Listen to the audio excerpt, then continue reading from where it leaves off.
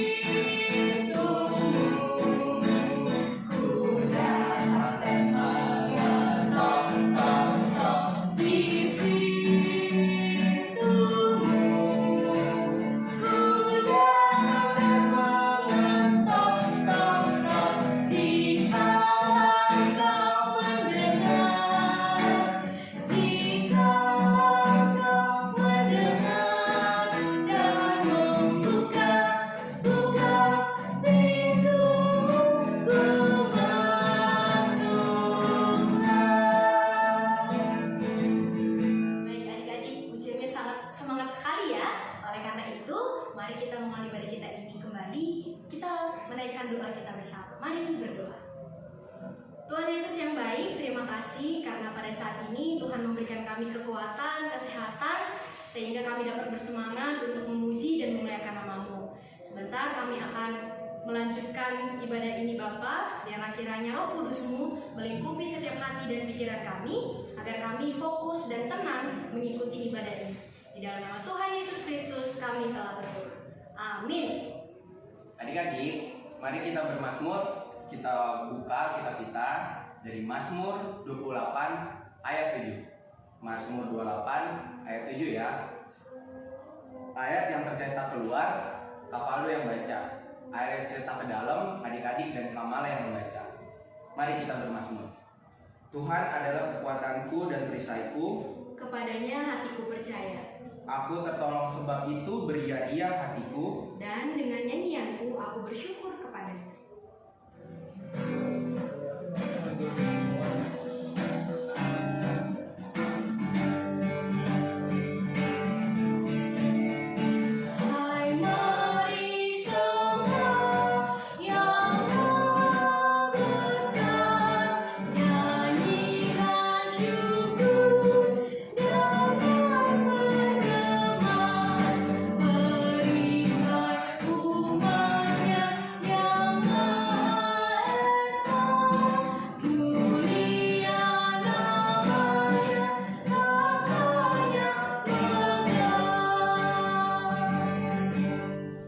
Adik-adik yang dikasihi dalam Tuhan Yesus Kristus, kita akan bersama-sama merenungkan firman Tuhan, dan marilah kita berdoa. Ya Tuhan Allah yang Maha Kasih, kami akan bersama-sama merenungkan firman Tuhan. Kami akan membaca Alkitab kami akan merenungkannya, sehingga kami mohon ya Tuhan, berkatilah kami dengan kuasa Roh Kudus-Mu, sehingga kami dapat mengerti firman Tuhan dan melakukan dalam seluruh hidup kami. Di dalam nama Tuhan Yesus Kristus kami berdoa, amin. Adik-adik, kita akan bersama-sama membaca Alkitab kita. Kita akan merenungkan firman Tuhan pada hari Minggu pagi ini. Firman Tuhan diambil dari Ulangan pasal 9 ayat 1 sampai dengan ayatnya yang ketiga. Ulangan pasal 9 ayat 1 sampai dengan ayat 3 yang berbunyi sebagai berikut. Dengarlah hai orang Israel, engkau akan menyeberangi sungai Yordan pada hari ini untuk memasuki serta menduduki daerah bangsa-bangsa yang lebih besar dan lebih kuat daripadamu, yakni kota-kota besar yang kubu-kubunya sampai ke langit, suatu bangsa yang besar dan tinggi, orang enak, yang kau kenal dan juga yang tentangnya kau dengar orang berkata, siapakah yang dapat bertahan menghadapi orang enak? Maka ketahuilah pada hari ini bahwa Tuhan Allahmu, dialah yang berjalan di depanmu laksana api yang menghanguskan. Dia akan memunahkan mereka dan dia akan menundukkan mereka di hadapanmu. Demikianlah engkau akan menghalau dan membinasakan mereka dengan segera, seperti yang dijanjikan kepadamu oleh Tuhan. Demikianlah pembacaan Alkitab kita. Yang berbahagia adalah mereka mendengarkan firman Allah, merenungkannya dan melaksanakannya dalam seluruh kehidupan beriman. Terpujilah Tuhan kita Yesus Kristus. Haleluya. Selamat pagi, selamat hari Minggu adik-adik yang dikasihi dalam Tuhan Yesus Kristus. Pernahkah adik-adik merasa takut? Pernahkah adik-adik merasa ragu-ragu untuk melakukan sesuatu? Bagaimana ya bagusnya? Begini atau begitu? Semua orang pernah merasa ragu. Semua orang pernah merasa takut. Semua orang pun pernah merasakan kengerian. Demikian juga bangsa Israel ketika mereka akan memasuki tanah perjanjian yang disebut sebagai Kanaan. Bangsa Israel sudah lama meninggalkan Mesir. Tuhan telah menunjuk Musa untuk memimpin perjalanan mereka keluar dari Mesir sampai ke negeri perjanjian. Dan sekarang mereka akan memasuki negeri perjanjian itu. Sebenarnya 40 tahun yang lalu mereka pernah hampir memasuki negeri perjanjian itu. Namun ketika mereka melihat bahwa bangsa yang berdiam di negeri itu, tanah yang dijanjikan Tuhan itu, adalah orang-orang yang berbadan besar, tinggi dan kuat, mereka merasa ragu, mereka merasa takut. Ketika merasa takut dan ragu, bukannya mereka datang kepada Tuhan, malahan mereka marah kepada Musa. Adik-adik yang dikasihi dalam Tuhan Yesus Kristus, akibatnya Tuhan pun memerintahkan mereka untuk berdiam di padang gurun selama 40 tahun. Mereka berdiam di tempat padang gurun itu, dan kemudian pada akhirnya selesai sudah. 40 tahun telah lewat. Dan hari itu mereka bersiap-siap untuk memasuki tanah perjanjian, negeri Kanaan itu. Sebelum mereka memasuki tanah perjanjian itu, ada dua masalah yang harus dihadapi. Yang pertama adalah Sungai Yordan, tempat bangsa Israel menetap di padang gurun itu, dan juga negeri yang akan mereka masuki itu dibatasi oleh Sungai Yordan. Sehingga Kalau mereka mau memasuki negeri ini, mereka harus melewati Sungai Yordan. Nah, apakah mereka harus melintasi Sungai Yordan itu? Atau mereka harus memutar sampai ke ujung sungai lalu baru masuk ke dalam negeri Kanaan? Yang kedua masalahnya, bangsa yang mendiami negeri itu adalah bangsa yang tinggi besar, penduduknya tinggi besar dan kuat. 40 tahun yang lalu orang tua mereka sempat ketakutan, tidak mau masuki negeri itu. Mereka merasa ragu, takut, ngeri karena harus menghadapi orang-orang yang berdiam di negeri perjanjian Kanaan itu. Nah, sehingga dengan demikian maka Musa pun mengumpulkan mereka. Musa mengumpulkan orang Israel.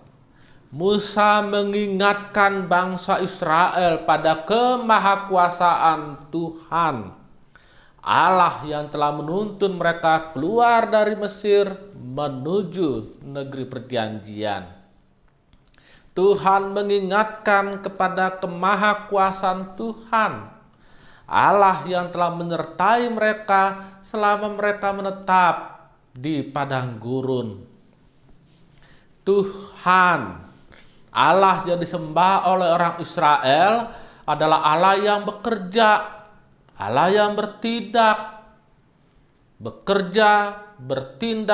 untuk bersama-sama dengan orang Israel, menyertai bangsa Israel memasuki negeri perjanjian Kanaan.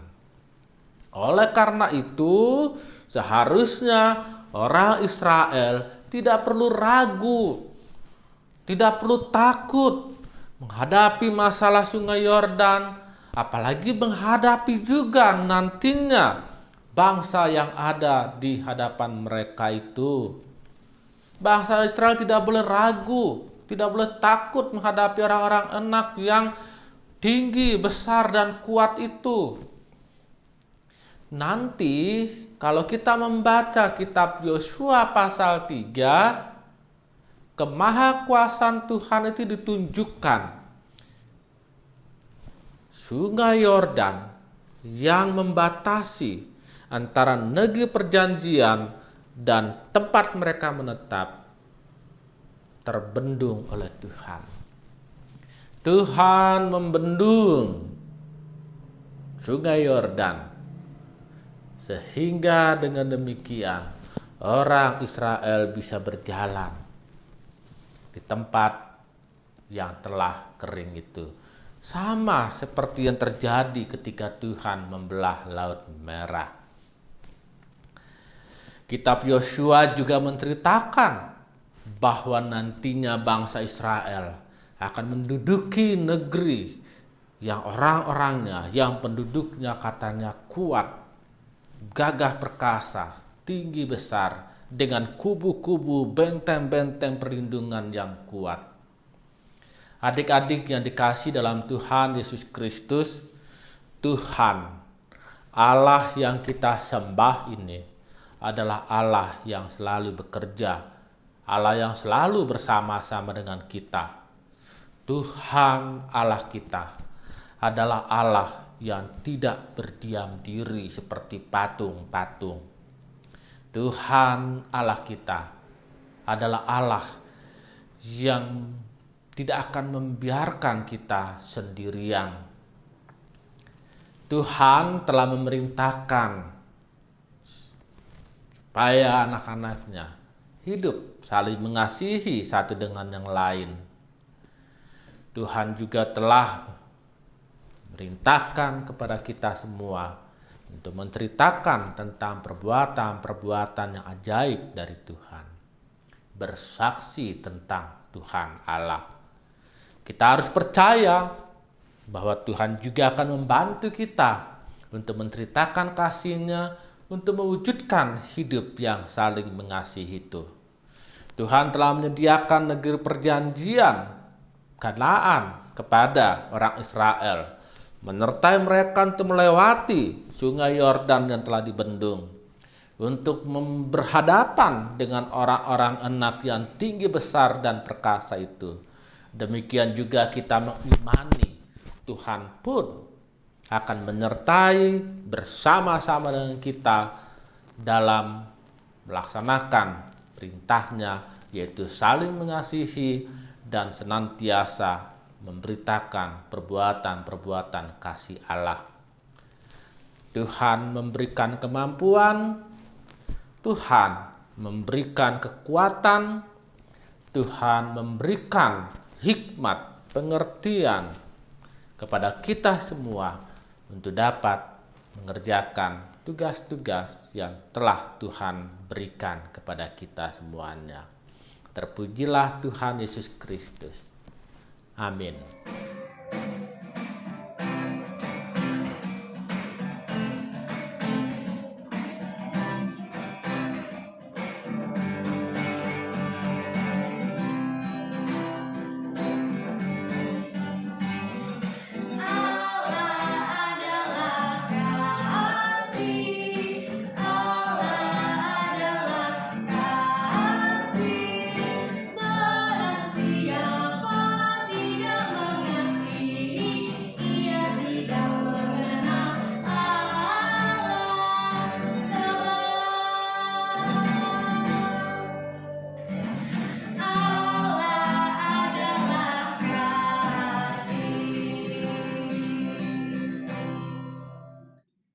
Adik-adik yang terkasih, mari kita satu dalam doa syafaat.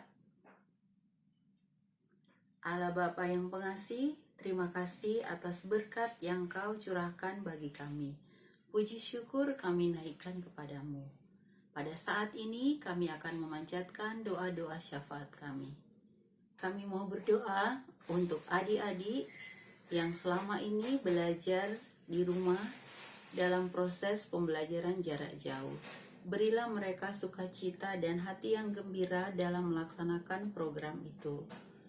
Kami juga berdoa untuk orang tua. Berkati mereka dalam pekerjaan dan usaha mereka. Berilah mereka kesabaran juga dalam mendampingi putra-putrinya di rumah, agar mereka dapat bekerja sama dengan baik dengan anak-anak mereka dan penuh kasih dalam pembimbingan dalam proses pembelajaran jarak jauh. Kami juga mau berdoa untuk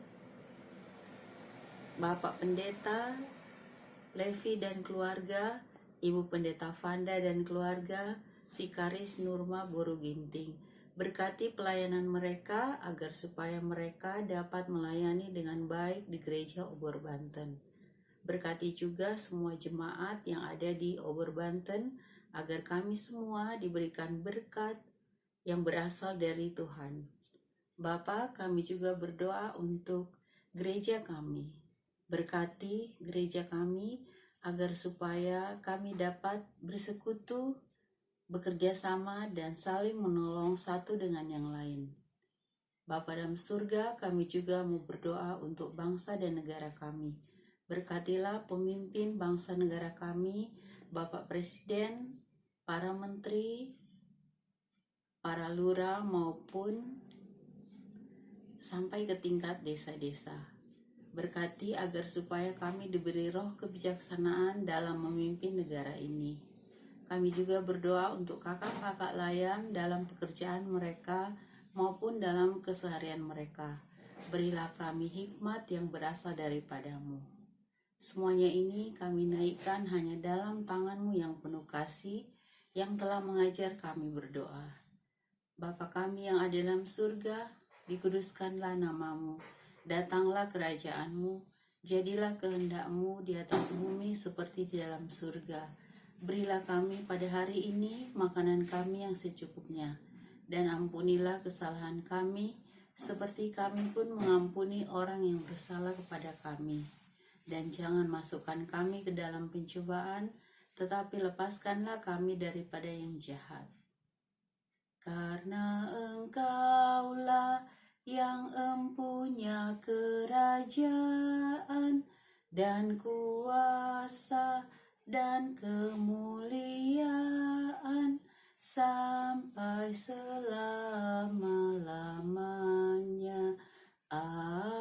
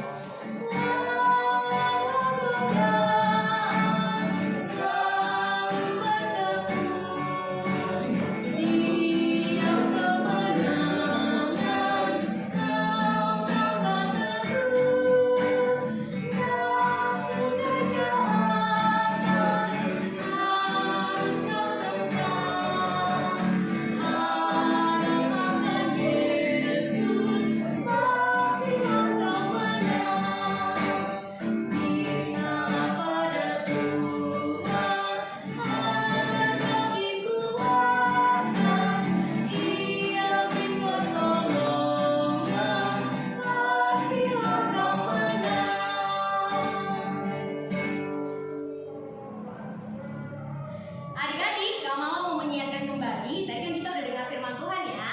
Kamala mau mengingatkan bahwa sumber keberhasilan kita adalah dari Kristus. Oleh karena itu, kita harus tetap berharap kepadanya karena Dia yang akan menguatkan kita. Baik, mari adik-adik kita akhiri ibadah kita pada hari